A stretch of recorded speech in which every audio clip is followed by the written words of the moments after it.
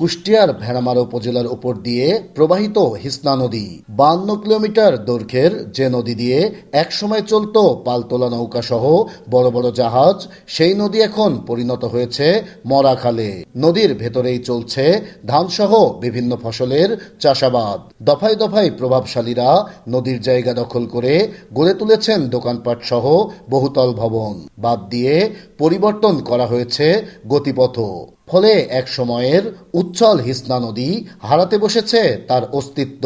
বাঁধ কাটি গর্ত করে দিয়েছে, ওইটা গর্ত হওয়ার ফলে এই নদীতে আর পানি আসে না। নদীর আশপাশ দিয়ে তো বাড়ি ঘর প্লাস এরকম স্থাপনা গড়েছে, যার কারণে আরো ভরাট হয়ে গেছে। মোটামুটি 100 ভাগের 10 ভাগ আর নাই।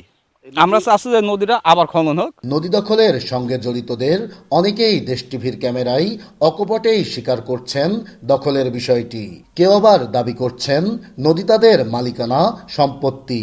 একেবারে নদীর ভিতরেই দেখা যাচ্ছে মাদ্রাসাটা, এগুলো ঠিক হচ্ছে না। নিজের জমির মধ্যে বিল্ডিং করছে, না না, নদীর জমি দখল না, বরঞ্চ বন্দোবস্ত দিয়েছে, আমরা নিচে আর পাবো। এভাবে নদী দখলের মহোৎসব চললেও দায়িত্বশীলদের নীরব ভূমিকায় ক্ষুব্ধ গবেষকরা।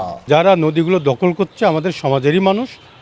শুরু থেকেই যদি এটার উদ্যোগ নেওয়া যেত তাহলে আমার মনে হয় এটা অনেকাংশই রোধ করা সম্ভব হতো। পানি উন্নয়ন বোর্ডের কর্মকর্তারা জানান, নদীগুলো পুনরুদ্ধার সহ নাব্যতা ফেরাতে উদ্যোগ নেওয়া হচ্ছে। আমরা ইতিমধ্যে এই নদীগুলোতে পুনর্জীবিত করার বিষয়ে প্রয়োজনীয় উদ্যোগ গ্রহণ করছি। এই নদীগুলো পুনর্জীবিত করার ব্যাপার, পুনঃখনন করা এবং অবৈধ স্থাপনা উচ্ছেদের যে তালিকা বা অবৈধ উচ্ছেদ করে যে নদী পুনর্জীবিত করা, সেটার প্রস্তাবনা আমাদের গঙ্গা ব্যারেজ প্রকল্পে রয়েছে। দখলদারদের হাত থেকে গুরুত্বপূর্ণ এই নদীটি দ্রুত পুনরুদ্ধার না করা গেলে হুমকির মুখে পড়বে পরিবেশ ও জীববৈচিত্র্য। তাই নদীটি দখলমুক্ত করতে এখনই কার্যকরী পদক্ষেপ জরুরি হয়ে পড়েছে।